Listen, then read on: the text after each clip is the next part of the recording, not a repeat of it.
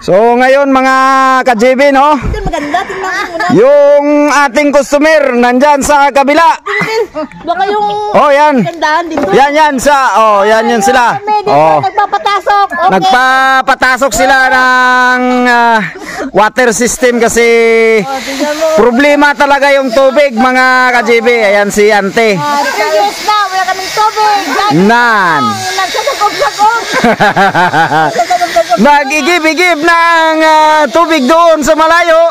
Napagod na. Kaya nagawa kami. Napagod. Shout out sa mga Bicol natin dyan, na mga tugang na mga Bicol dyan. Bicol, Ayad nga, adlaw. So ayan po, isa pong gwardiya yung ating customer. Ayan. So nakita niya yung vlog natin sa Facebook, kaya yon. So ito na, ready na po yan mga ka-GB. Ready na yan. So masaya lang kami ngayong araw kasi sisimula na yung ating project. At ayan si Banis. Prepare na ni Banis yung ating gagawing pan impalme. Ayan, kinating na po niya yung pang impalme.